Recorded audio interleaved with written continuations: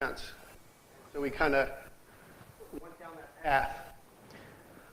Just say, yeah, the last time we did this, we used streaming analytics and machine learning. So my background is as a data scientist doing machine learning, genetic algorithms, heuristic search algorithms.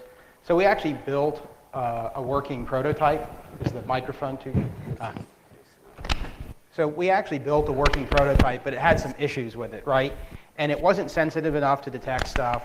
There were too many false positives, kind of classic analytics problems. A lot of the algorithms were proprietary software algorithms, so when it came time to basically put it in production, that project, actually one of its big issues was one of the software vendors, who actually is my former employer, who I quit after they screwed the project because they wouldn't give a software license. We rapidly hired him immediately after that. Yeah.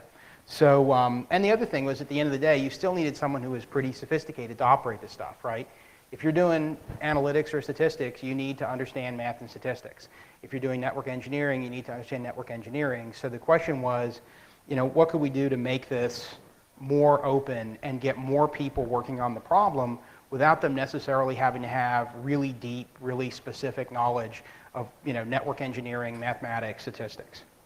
So, the idea with our approach was, can we actually take raw data and do for raw data what the GUI did for the personal computer, right?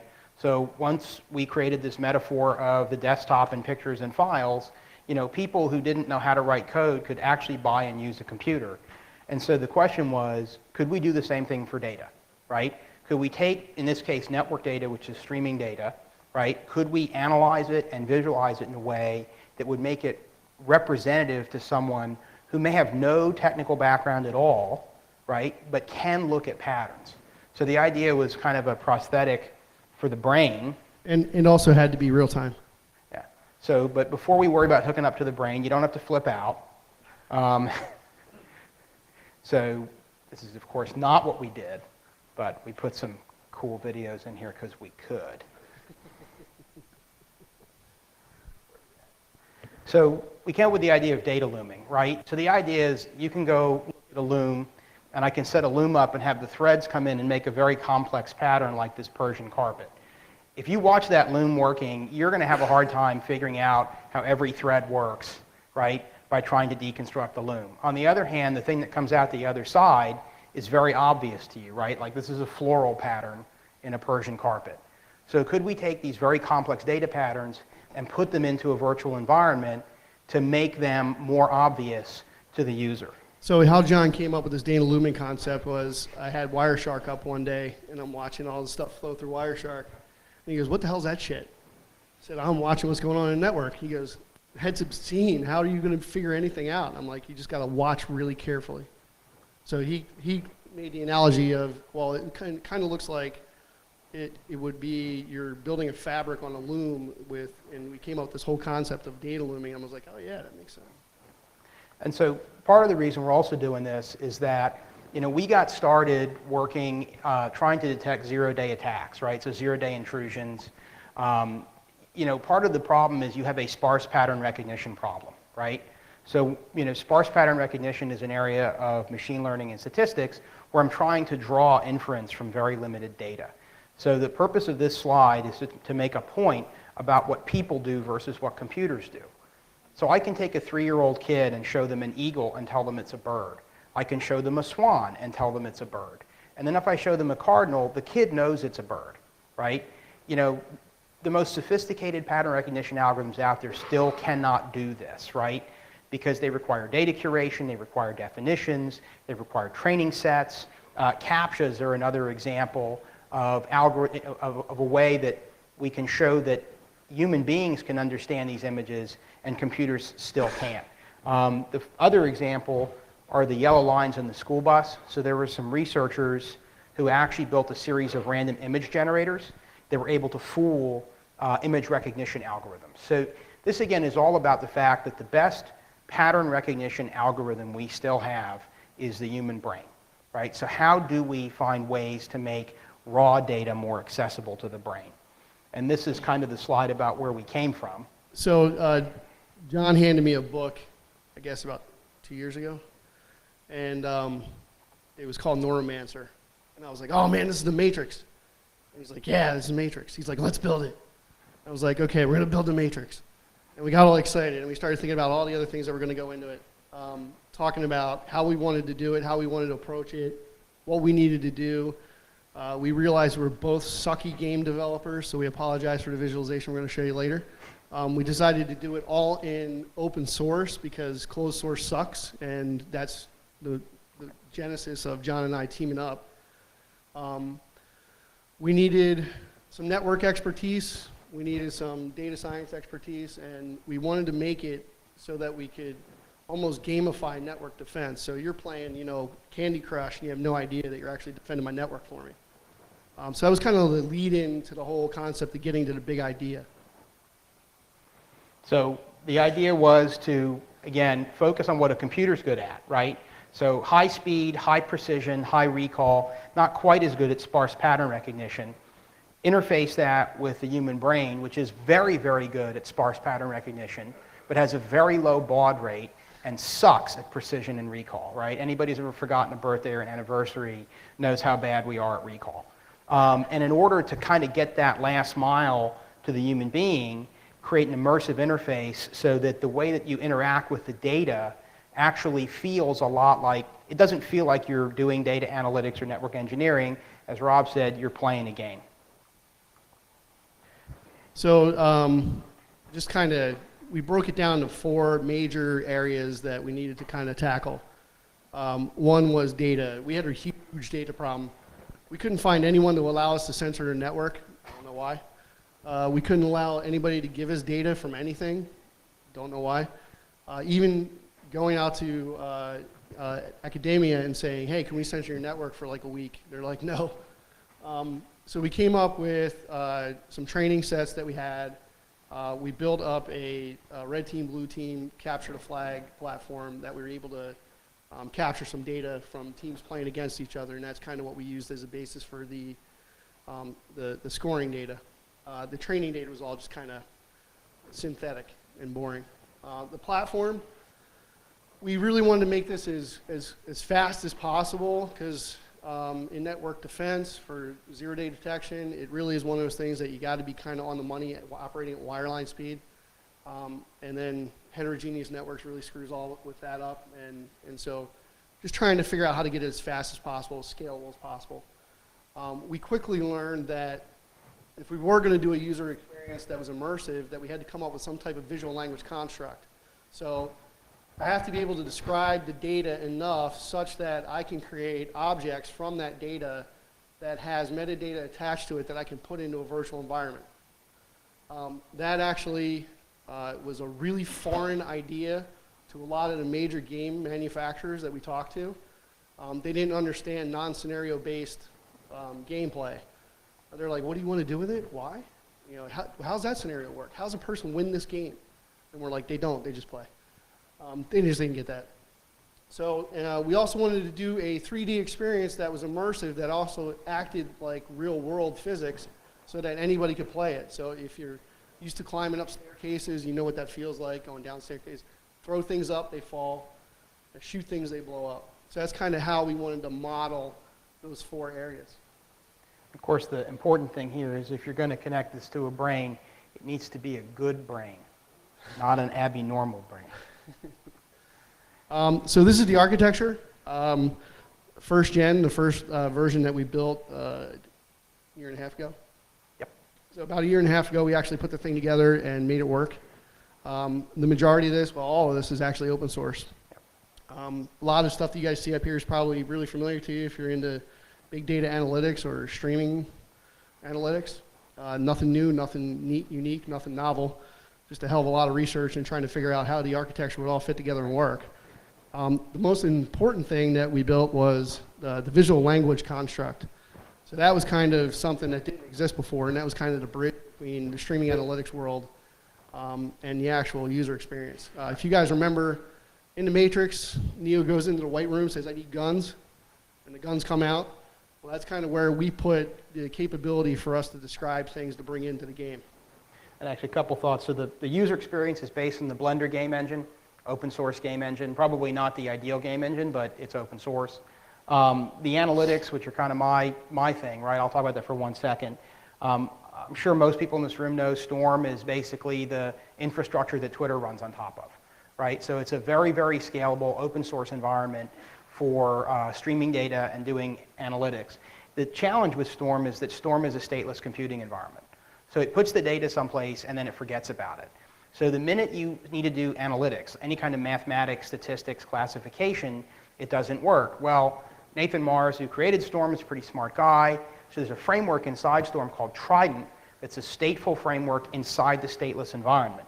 And then there's a library called Trident ML, which is basically a set of bolts for Storm. So operations in Storm are called bolts. It's a set of bolts that actually enable you to put analytics in Storm Trident. So there's already some bolts there. We use some off-the-shelf stuff. But basically, any kind of Python or Java analytic can sit inside of the Trident ML framework, which is actually really, really cool because there is a limitless supply of open source Python and Java analytics out there, right? So you could actually build this and deploy dozens, if not hundreds, of analytics on your streaming data without really having to write any analytics, which is part of the benefit. I'm of the view as a data scientist that we don't actually need to write any more analytics. There is a almost limitless supply of open source analytics out there. We just need to focus on using them better. So again, going back over to design principles, we wanted to use all open source components, not burden our customers or friends or family with dealing with licensing. We wanted to make sure that we were able to run the data through and score it and validate it very, very quickly. One of the things that our customer base likes recently is immersive user experiences. They call it, oh, immersive UX, gotta have it. So that's kind of where we were also trying to address the recruiting problem. So if we wanted to have really cool kids, in the basement on Friday night playing our game, it needed to be some kind of interesting factor behind it. And then also the pluggable architecture. We're not the smartest guys in the world. We're okay. But bottom line is there's a lot smarter people out there. So we wanted to develop a pluggable architecture, let them bring their own things into this. So you can bring in your own tools. You can design a tool and plug it into the visual language construct and bring it into the game with you. If you want to develop a botnet to come in and help you analyze data, you can do that. If you want to build your own analytics, you can do that. So that's kind of how we wanted to make it extensible. So this is kind of my favorite slide. Larry Bird, Network Defender of the Future. So coming back to this idea of sparse pattern recognition and what the human brain is good at versus what computers are good at. Most pro athletes, what they're really good at is pattern recognition, right? I mean, a pro athlete is good because, Wayne Gretzky skates to where the puck is going to be in 2 seconds, right? Michael Jordan goes to where the ball is going to be on the court in 5 seconds. And they're really, really, really good at that, even if they don't know how to write code or they don't understand how a network topology works. And so my favorite part of this slide is all these plays, right? But half of these diagrams are basketball plays, and half of them are diagrams of network intrusions. And so when you actually look at the diagrams, what you realize, they're pretty similar.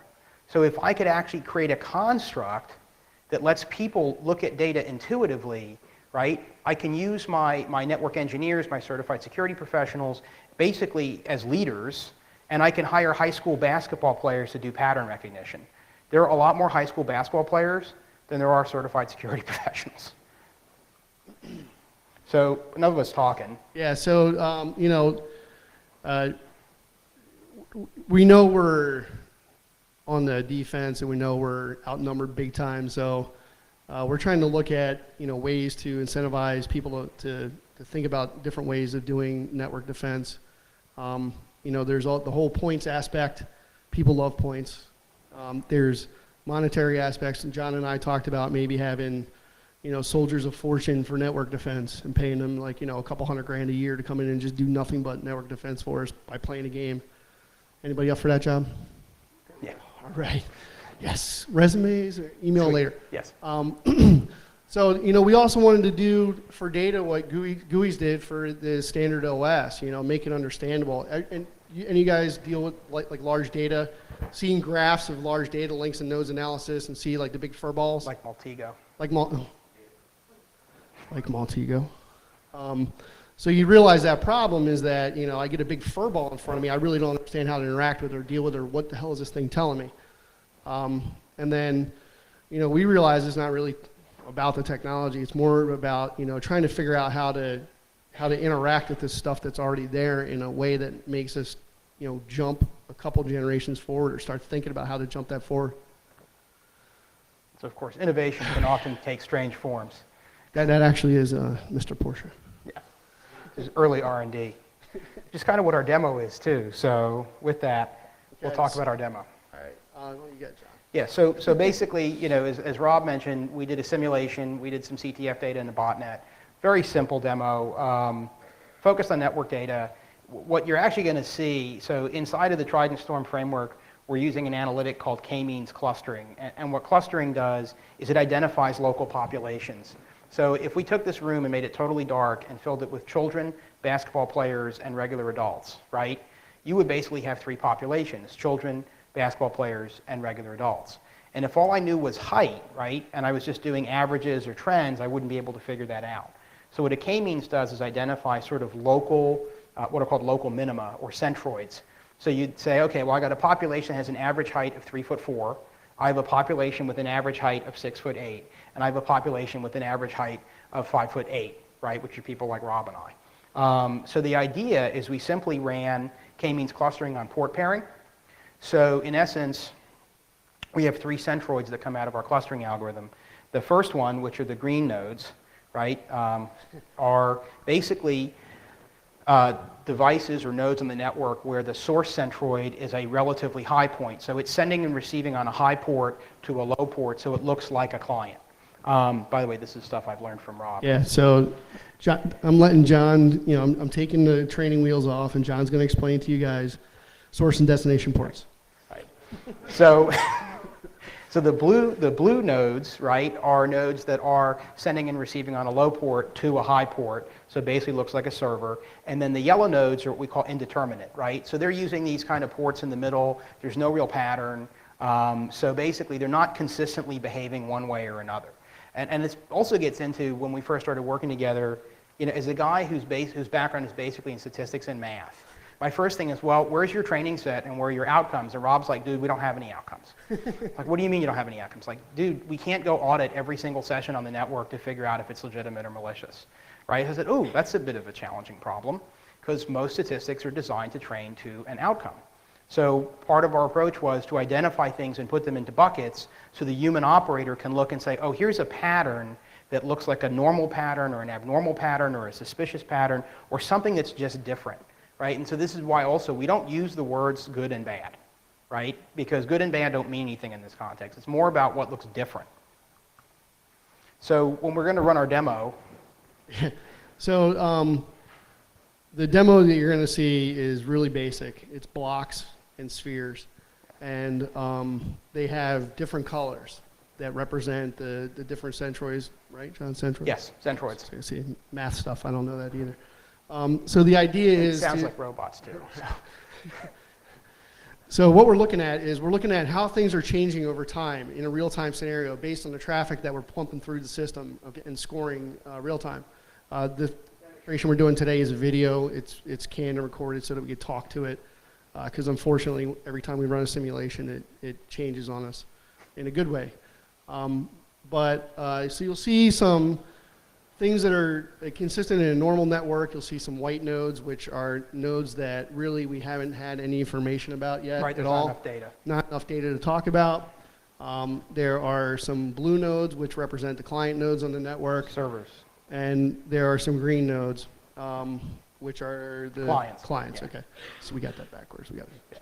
Oh, did I write that And then what backwards? we're looking at is what happens over time, right? So we're looking for the different behaviors. So that's the interesting aspect of it. How are these things sending data to and from? What are the patterns? What are the roles? Are the roles of these things changing? If so, what can we infer from looking at the data being transmitted? And then, Demo. there we go. We'll do the demo. All right, so I'm going to start the recording here. You're going to do the time runs? Yeah. Okay. So initially, what you'll see here is we're starting up the Blender game engine, starting up the streaming data, which is our sensors. That pumps it through the analytics platform into the construct, into the game. And then you'll see the game visualization come up here. And you'll see that the blocks that are appearing on the screen are the nodes in the network. And I don't know if you can see it really well, but you have packets of data transiting between the nodes.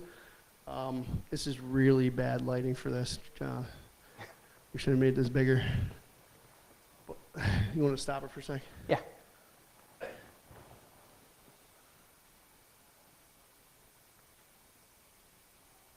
Maybe. A little better. A little better. Okay. So maybe if you can't see it, there you go. That's better. There we go. Okay. So now what you see is you see the data packets coming across the screen there, going from source node to destination node. The different colors again are telling us the behaviors of the nodes on the network. The colors of the balls kind of simulate what we determine as being either server traffic, client traffic, or undetermined traffic. Over time, where are we at on time? Yep, so we're at 45 seconds. So actually in the bottom left, you can see this So node here. We have a node here that's kind of acting kind of wacky, and all of a sudden you'll see him go ahead and do a port scan. So this one here, watch him go ahead and change So color. he's flipping colors between green and blue. So client to server, back to client. So it's kind of one of those interesting nodes on a network that if you look at this over time and you wonder what this thing's doing, and all of a sudden he'll just kind of fire up and start spewing data all the different directions and everything else. We kind of have a rudimentary heads-up display where it says nothing to see here right now, but the reticle, as we kind of fly in and zoom in, eventually will tell you what the IP address is on that node. This is an internal network node. It's known as It's a client. supposed to be a client. He starts acting kind of wacky here and starts spewing packets to many, many, many different machines, and you see he starts getting in responses.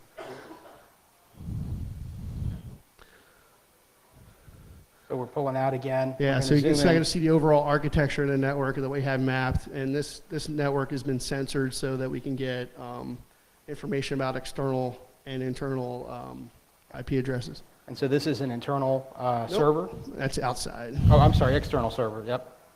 I have So- very bad handwriting. So John and I this morning went through and made a whole bunch of notes about the video, because usually we have a voiceover, but the voiceover is kind of aimed at a different audience. And you have us here in person. And we're here in person. So as this is going, you can see that this node is kind of acting normally as a server. So it's kind of nothing. We'll pull back out again. The other thing is we wanted to do is have interactability with this, so you can fly through the entire scene and play around and get metadata about the nodes. The heads-up display in the future, we plan to go ahead and add a lot more information about that. Yep. So I paused it because now what we were going to do is the node in the bottom left-hand corner that was flip-flopping its behavior, right, and then did a port scan, now start sending a lot of traffic and communicating with an external or an undetermined node in the upper right-hand corner. So we saw a lot of traffic coming out from that little greenie, and he's going and blasting this yellow guy, and we don't know why. So it turns out that actually is another internal IP address that actually should be a server. But isn't behaving. But he keeps flip-flopping back between client-server, client-server. And then at 2 minutes and 25 seconds, we'll find another node that's changing behavior, but that's actually our router. So you expect a little bit of kind of flip-flopping behavior from your router. So we also envision not just bringing network data in to just kind of represent on the screen, but also any other type of metadata enrichment data that we can think of to bring into the analytics to kind of help us understand better what the overall picture is. And then as the analysts go through and understand what's happening, or the game players go through and tell you what's happening, you can add those in as analytics back into the pluggable architecture to make your stuff a lot smarter over time. So it's all about, you know, how much smarter can I make this platform over periods of time? What was this one again? Same guy again? Yeah. All right. So at this point, there's not much more to show that's different because this is the limit of the simulation. So it's blocks and circles, and they kind of talk, and you know it's very simple analytics that are in this right now. We're looking at generation 2. Hopefully, we'll get a little bit of time and funding for the development of the next generation. We're in talks right now with a couple of game manufacturers about building a sort of real user experience. Question?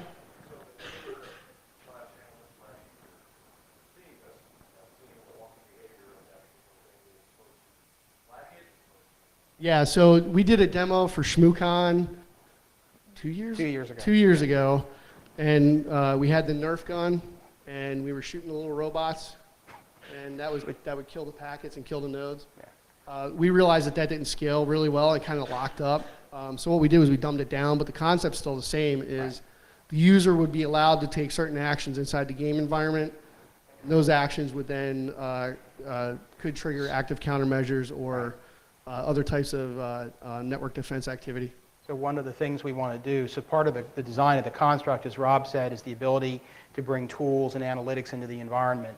So for those of you who've worked with streaming data or the Storm environment, basically data streams are rendered as tuples. So one of the things we talked about is actually adding attribution into the tuple, so that once you have that, if I have an active countermeasure and the gamer shoots the packet, throws a bomb at the node, e.g. take the node offline, right? It would actually send a signal back to the OSS software to take something down. Question?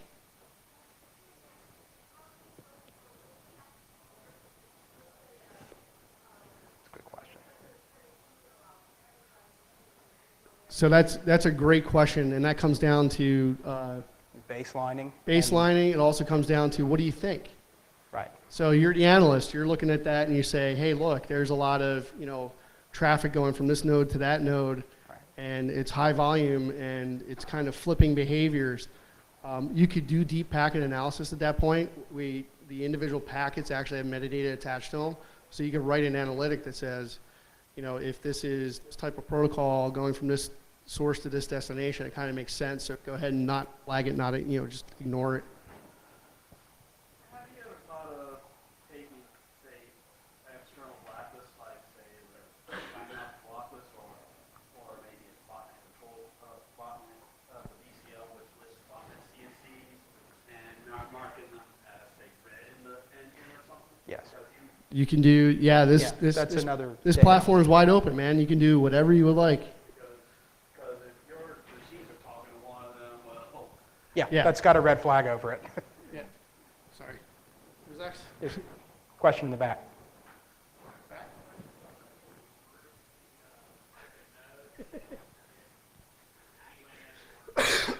Yeah, that's my.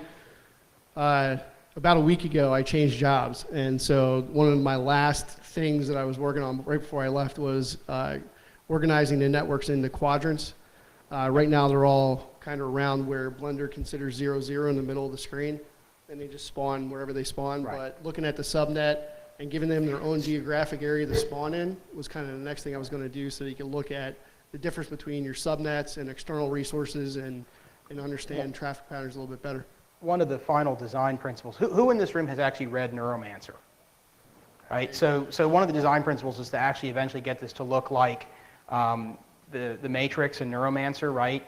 So the idea is you would actually build your topologies into your geography in the game, so people can actually see where things are and where they're located and clustered. And in terms of data sources, right now it's only package data, but do stuff like net flows or So this actually this data source is being collected by NetFlow v5 sensors, soft OD, and what it does is it collects the data, spools it into a centralized collector that we do a slowly transformation before we dump it into the analytics platform. We enrich it with location data.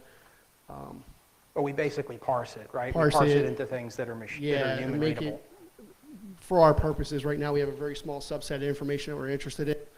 Currently, it's NetFlow v5, but you can bring Nmap information into this. You could bring geo information into this. You could bring any kind of information that you want. As long as you can correlate the data to the nodes, you're fine.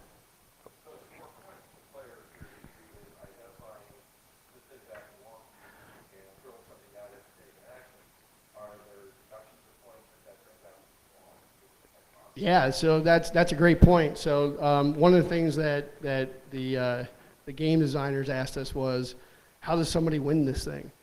And we're like, you don't. But So you can, the idea behind scoring the points is if there's you could do a consensus based, like everybody decides that this is a bad thing and you award points for that. well, Or- I'm sorry, in the ShmooCon demo we had a scoring system where basically we looked at the number of packets dropped over time relative to disruption of network operations.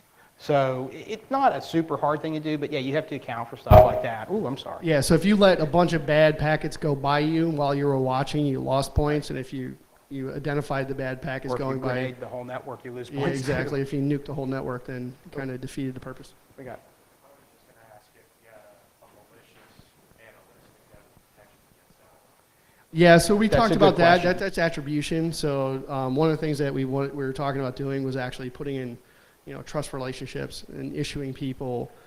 The general population game players would not have the ability to take the action. They would just score points, and we would learn from them from their experiences. Yeah.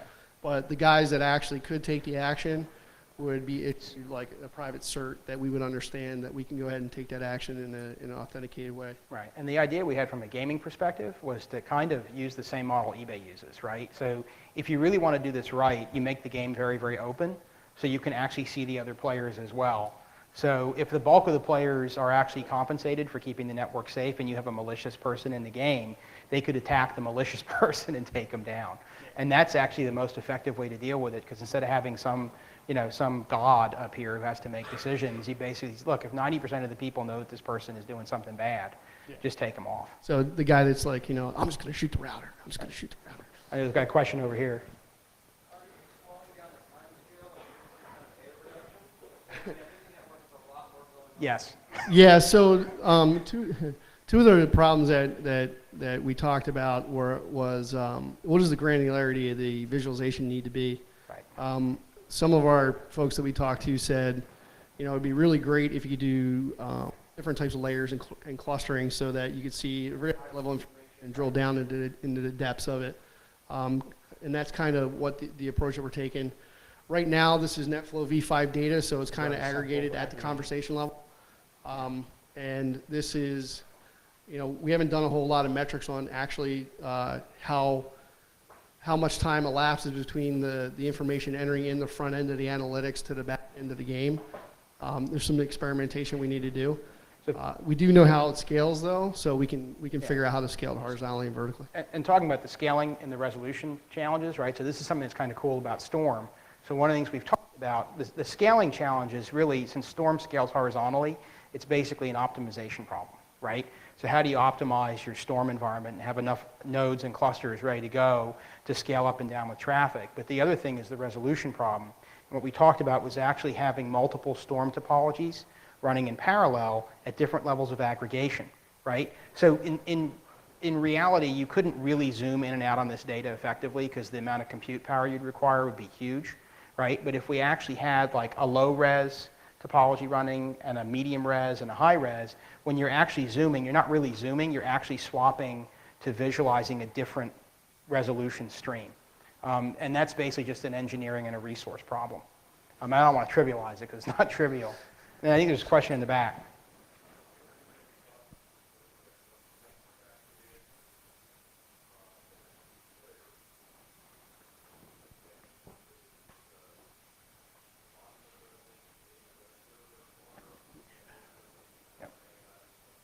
Yeah, so that gets into the behavior analysis of the endpoints and the people using them.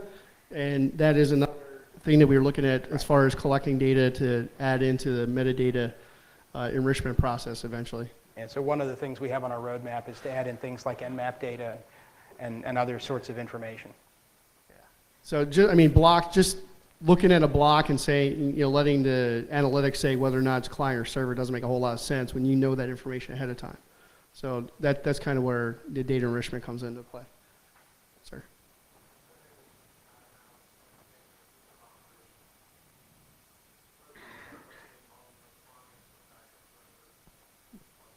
Yeah, so that also comes into knowledge that you have ahead of time about your network that you'd have to put into the analytics platform to understand that.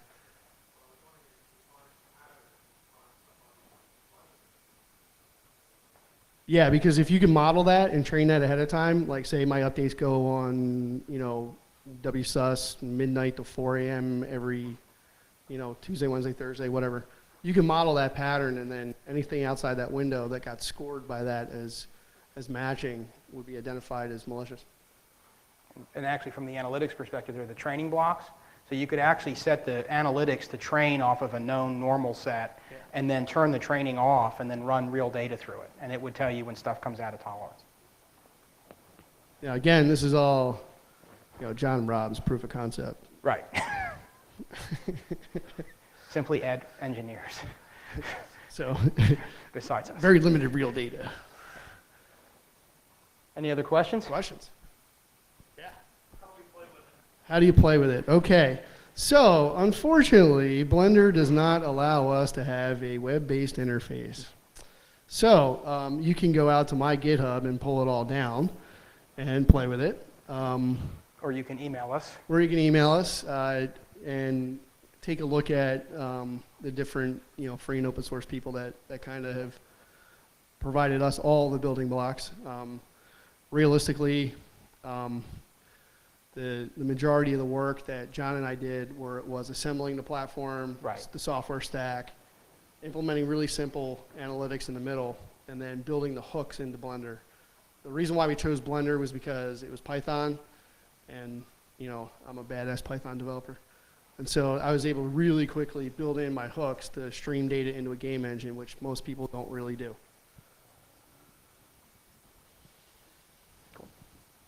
Any other questions? All right, Well, thank you guys. Thank you very much. Appreciate it. Thank you, CarolinaCon.